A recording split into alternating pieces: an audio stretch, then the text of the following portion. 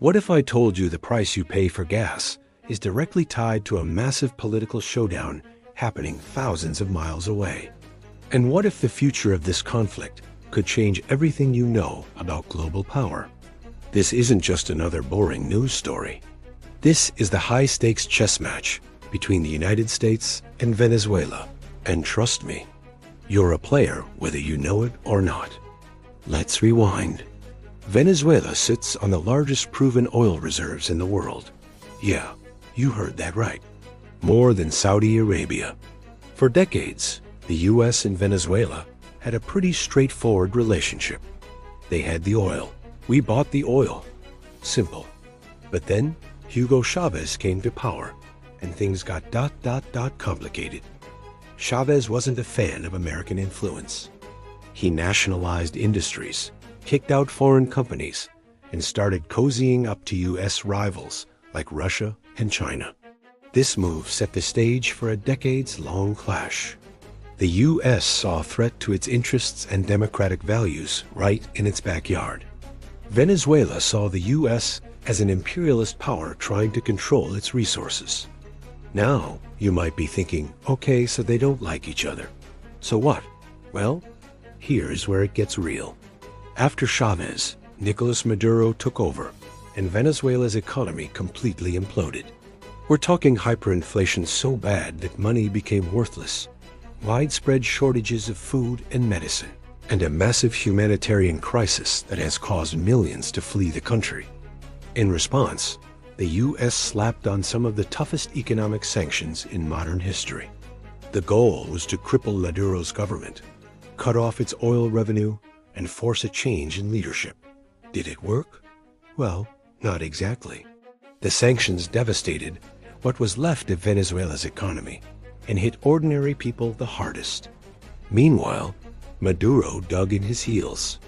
He strengthened his alliances with Russia, China, and Iran, who were more than happy to help him bypass US sanctions and keep his government afloat. It became a proxy war, with global powers picking sides. For example, Russia sent military advisors and financial aid. China provided loans in exchange for oil. Iran sent fuel tankers in a bold move that directly challenged the US naval presence in the Caribbean.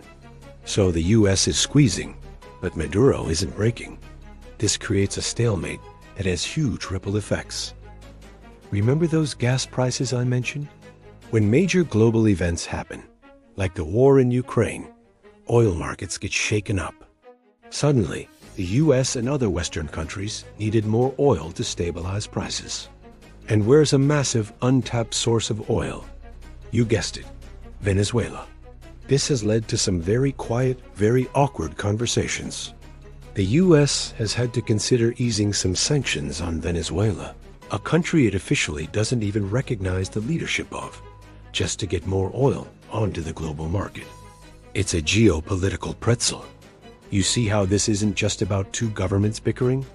It's about energy security, humanitarian crises, and a shifting global order.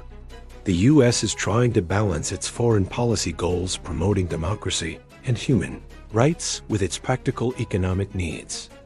And Venezuela is at the center of it all, a country rich in resources but impoverished by political turmoil and international pressure. The outcome of this standoff will not only determine the fate of 30 million Venezuelans, but will also send a message about the effectiveness of US foreign policy and the future of global alliances. So what's next? The situation is constantly evolving. There are negotiations, there are backroom deals, and there's always the threat of more instability. The US has to decide: keep squeezing and risk a complete collapse and a stronger Russian-Chinese foothold in the Americas, or ease up and potentially be seen as legitimizing a government it has called a dictatorship.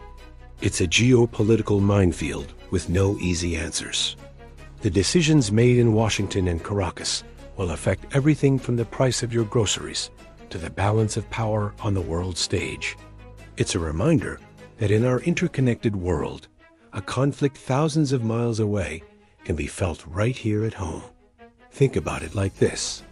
Imagine if tomorrow Mr. Beast announced he was leaving YouTube forever to start his own platform. The entire creator ecosystem would be thrown into chaos, right? It would force everyone, from viewers to other creators to YouTube itself, to completely rethink how they operate. This US-Venezuela situation is a geopolitical version of that. It's a massive disruption that forces every other country to re-evaluate their strategies and alliances. It changes the game for everyone.